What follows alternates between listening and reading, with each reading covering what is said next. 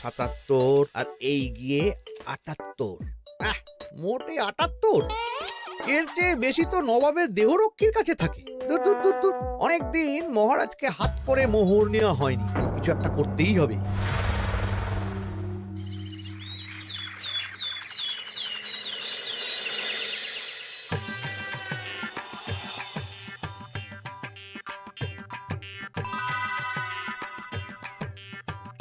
কই গো, কিছু কি ঠিক করলে?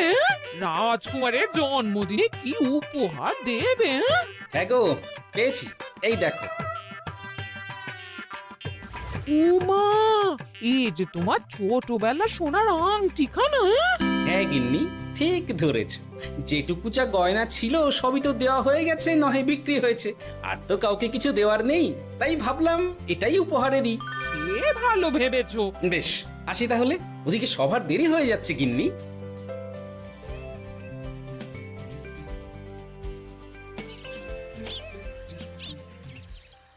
আচ্ছা শোনো, একটা কথা বলতে ভুলে গেছিলাম, আজ একটু তাড়াতাড়ি বাড়ি এসো। শাড়িওয়ালাকে আসতে বলেছি দুপুরে। আবার শাড়িওয়ালা কেন? আরে তুমি ভুলে গেলে, সামনে আমার বোনদির বিয়ে, তার জন্য নতুন শাড়ি লাগবে না গো। একমাত্র বড় মাসির মেয়ে বলে কথা। বুঝলাম, তো ওই একটা শাড়ির জন্য আবার আমাকে থাকতে হবে? 3টে শাড়ি উপহারের পাশাপাশি আমারও একটা শাড়ি চাই। হ্যাঁ আচ্ছা, তুমি নতুন শাড়ি নিয়ে কি করবে বলো তো? বিয়েটা তো তোমার বংশীর। বলি, সারাটা জীবন তো এই এক কাপড়ই কাটিয়ে দিলাম, কি দিয়েছো তুমি আমায়? কেন, এই নিজেকে? আমার মতো স্বামী আর কোথাও পাবে? ও সব মন ভুলানো কথায় আর চিড়ে ভিজবে না, তাড়াতাড়ি আসবে বলে দিলাম। হ্যাঁ অগত্যা।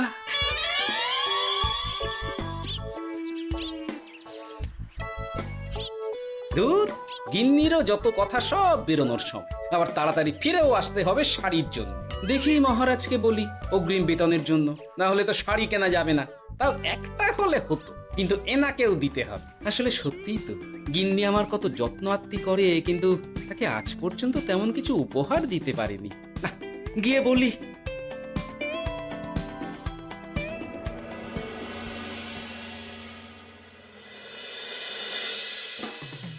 রাজকুমারের জন্মদিন উপলক্ষে যে আপনারা এত উপহার এনেছেন তার জন্য অনেক ধন্যবাদ। আপনাদের সকলের আশীর্বাদ ও ভালোবাসা আমি রাজকুমারের কাছে পৌঁছে দেব।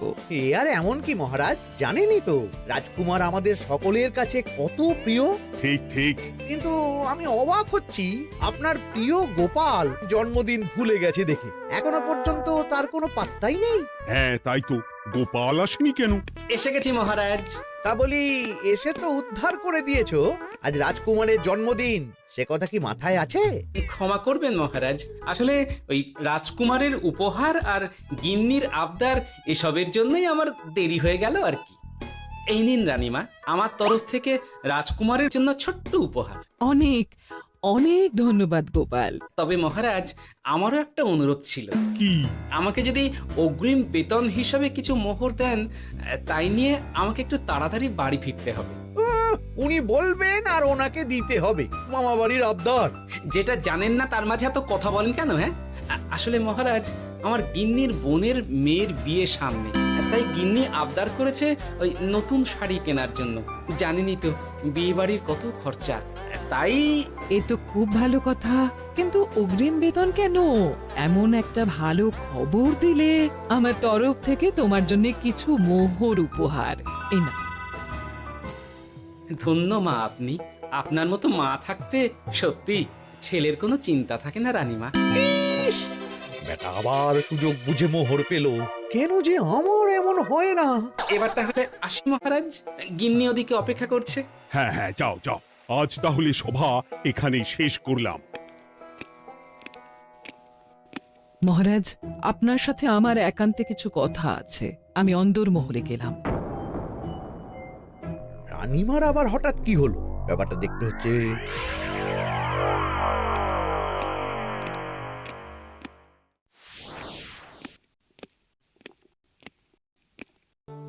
আজ আমি বুঝতে পারছি আপনি আমাকে একদম ভালোবাসেন না মহারাজ। ও কি কথা বলছো রানী? একদম ঠিক বলছি। নিজের গিন্নির আবদার মেটানোর জন্য গোপাল কত ভাবে, নতুন শাড়ি কিনে দেবার জন্য অগ্রিম বেতন অব্দি চাইলো, আর আপনি? আমি তো রাজা, আমি কেন বেতন চাইবো?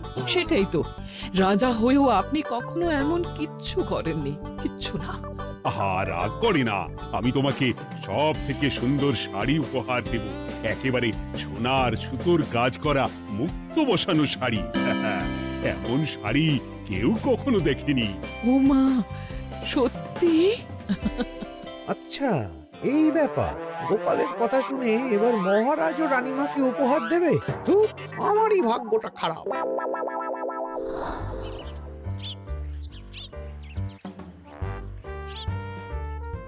হাজার চেষ্টা করেও গোপালকে আটকানো যায় না। দূর দূর দূর, আমি যা চেয়েছিলাম তা ওই গোপাল পেয়ে গেল। ও কি গো, তুমি কার সাথে কথা বলছো? দুর্ভাগ্যর সাথে। কি সব অলক্ষণে কথা? কি হয়েছে? কি আর হবে, সবই তো তোমার দোষ। আমার দোষ? হ্যাঁ, তুমি আমার কাছে বায়না করো না কেন কিছু? তুমি বায়না করনি বলেই আজ আমি রানীমার কাছ থেকে মোহর পেলাম না, কিন্তু গোপাল পেয়ে গেল। এবার বুঝলাম। ঠিক আছে, এখন তাহলে বায়না করছি, তুমি কাল গিয়ে সেটা রানীমাকে জানাবে, ঠিক আছে? হ্যাঁ, করো করো করো, বায়না করো, বায়না করো। কি চাই, কি চাই, কি চাই? পেয়েছি। তুমি রানীমাকে গিয়ে বলবে যে আমার একটা সোনার হার চাই। এই না হলে আমার বউ। দারুণ চাল চেলেছো।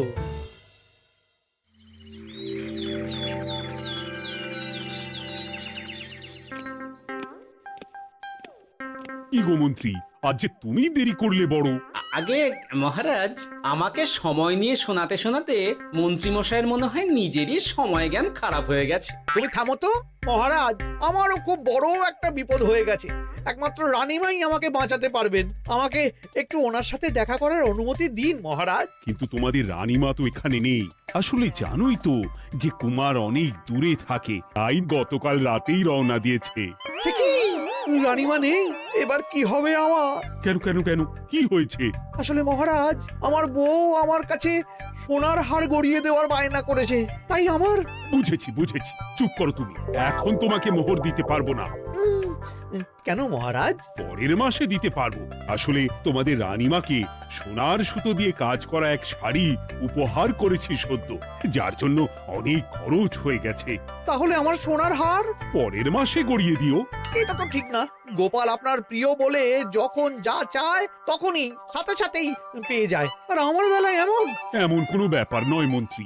মহারাজ, আপনি বরং আমাকে দেওয়া মোহরগুলো আমার অগ্রিম বেতন হিসেবে ধরুন, না হলে মন্ত্রীমশাই এমন অভিযোগ বারবার করবেন।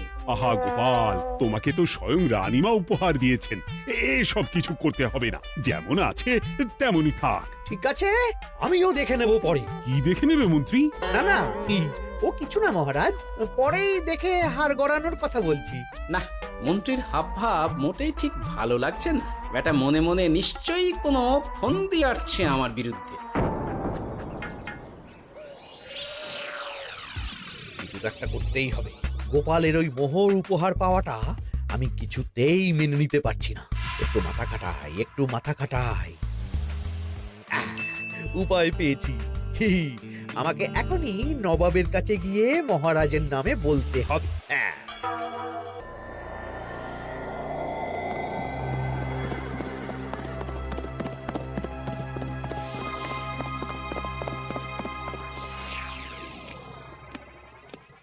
প্রণাম নবাব বাহাদুর। আরে এতে কৃষ্ণনগরের রাজা কৃষ্ণচন্দ্রের মন্ত্রী তো হঠাৎ এখানেই কেন? আমি নবাব বাহাদুরকে আন্তরিক ধন্যবাদ জানাতে এসেছি। কিসের জন্য? এই যে আমরা খুব খুশি রাজা কৃষ্ণচন্দ্রের মতো একজন শক্তিশালী রাজা পেয়ে। শুধু সামরিক বলেই নয়, আর্থিক, সামাজিক, রাজনৈতিক সব দিক থেকে। আর এটা সম্ভব হয়েছে আপনার মতো একজন নবাবের মহারাজের ওপর কৃপা দৃষ্টির জন্য। বলতেটা কি চাইছো তুমি?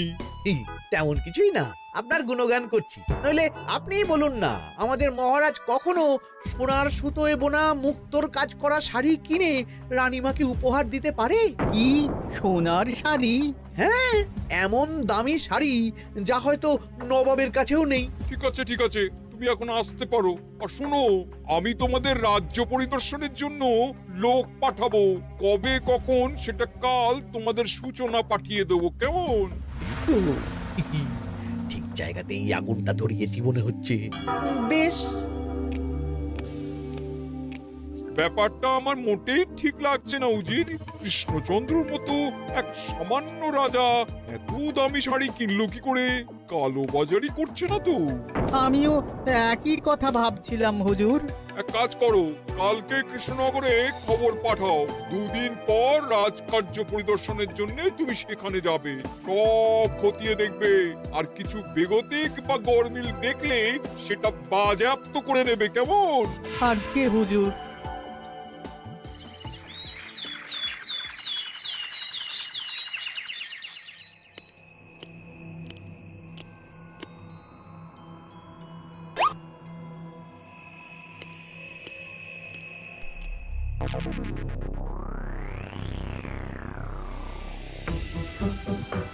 কি হয়েছে মহারাজ? কার চিঠি? নবাবের রাজকার্য পরিদর্শনের জন্য লোক পাঠাবে 2 দিন পর। এতে চিন্তার কি আছে মহারাজ? চিন্তার বিষয় আছে। নবাব আমার রাজকোষের হিসাবও মিলিয়ে দেখতে চায়। কোনো একটা ভাবে নবাবের কানে আমার সোনার শাড়ি কেনার কথাটা চলে গেছে, তাই সন্দেহ করছে। সে কি কাণ্ড! নবাবকে তো চিনি, ভুল ধরার কোনো সুযোগ ছাড়বে না। আর চিঠিতে পরিষ্কার লিখে দিয়েছে, হিসেবের একটু এদিক ওদিক হলেই সে সব বাজেয়াপ্ত করে নেবে। হায় কপাল! এ সব হয়েছে গোপালের জন্য। অমনি শুরু করে দিলেন। আচ্ছা, আমি আবার কি করেছি বলুন তো? তুমিই তো করেছো। সেদিন যদি তুমি তোমার গিন্নির শাড়ি কেনার কথাটা রানীমার কানে না তুলতে, তাহলে রানীমাও মহারাজের কাছে শাড়ির জন্য বায়না করতেন না, মহারাজও সোনার শাড়ি কিনতেন না, আর নবাবও জানতে পারতেন না। একদম ঠিক কথা বলেছ মন্ত্রী, সব দোষ তোমার গোপাল। মহারাজ, আপনি এমন বলছেন? হ্যাঁ বলছি, কারণ এটাই হয়েছে। দুশ্চিন্তায় এখন মাথা খারাপ হয়ে যাচ্ছে আমার। আমি জানি না তোমার জন্য আজ অব্দি এমন বিপদে কবে পড়েছি। এবার তোমাকেই এখান থেকে বেরোনোর উপায় বের করতে হবে। আর যদি তা না করতে পারো, তাহলে আজ পর্যন্ত তোমাকে যত মোহর উপহার দেওয়া হয়েছে সেই সব উপহারের মোহর ফেরত দিতে হবে। সব মোহর যে প্রায় খরচ হয়ে গেছে মহারাজ, আবার আমি কোথা থেকে পাবো? সেটা তুমি জানো। এইবার গোপাল ভালো মতো জব্দ হয়েছে। এই যে লঘু পাপে গুরুদণ্ড। গোপাল পড়ল ফাঁদে। এমন দেখে মন্ত্রী হাসে আর আমার মনটা কাঁদে।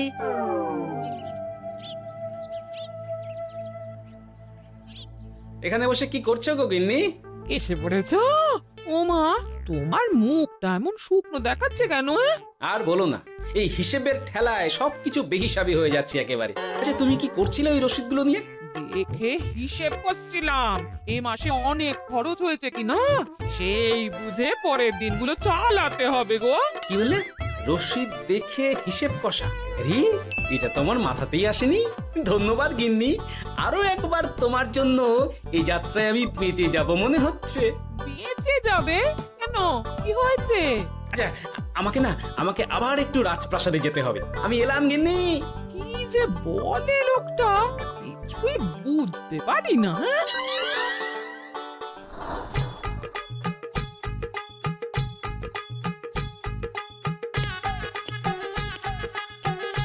আসতে পারি মহারাজ? এ কি গোপাল, তুমি?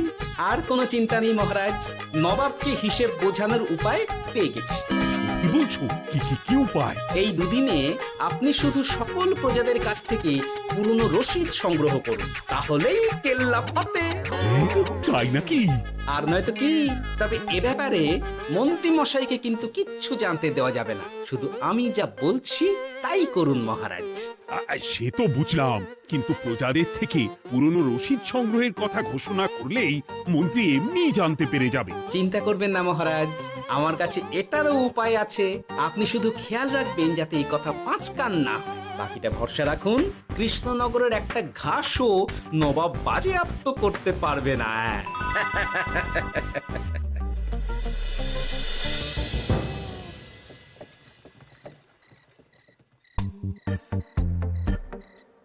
গোপাল দাদু, আমরা সব চলে এসেছি।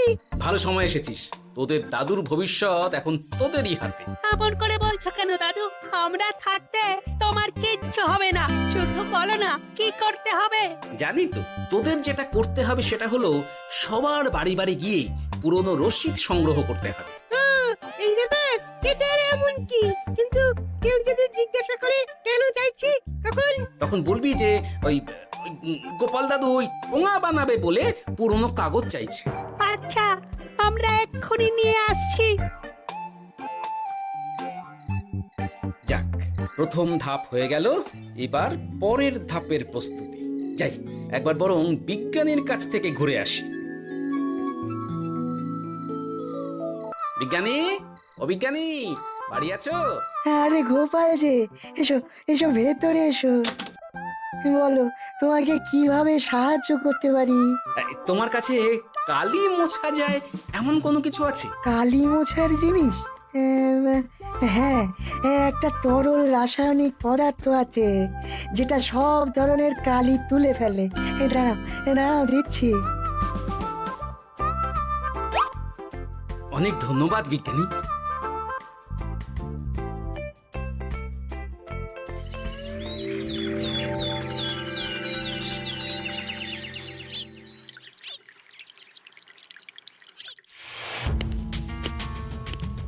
আসুন আসুন, আপনার জন্যই তো অপেক্ষা করছিলাম। তাই নাকি?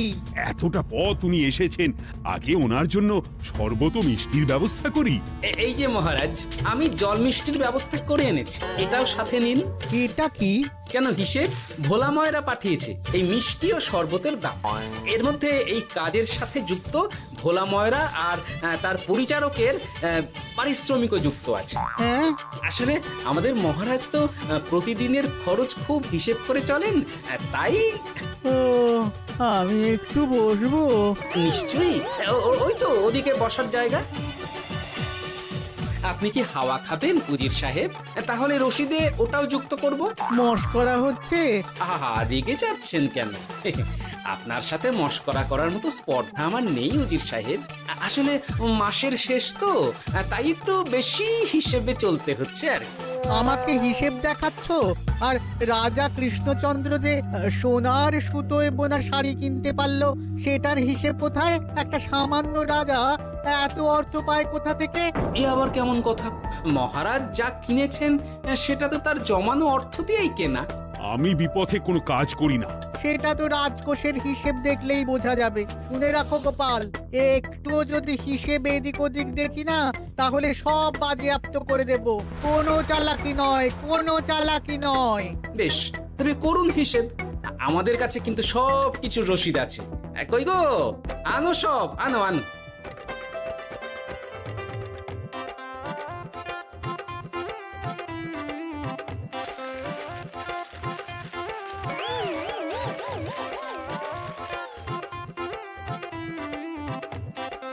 হ্যাঁ, এত রসিদ? আপনি বরং নিশ্চিন্তে হিসেব কষে নিন, আমরা আসি।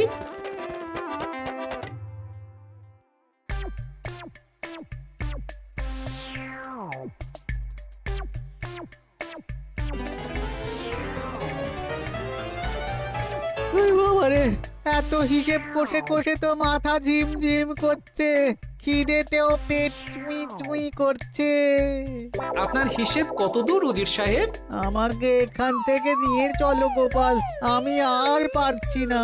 ও কি, অঙ্ক কষে কষে তো আপনার সব শক্তি শেষ হয়ে গেছে দেখছি। আচ্ছা চলুন চলুন চলুন, কিছু মুখে দিয়ে দিন, তাহলেই শক্তি আসবে। তাই চলো।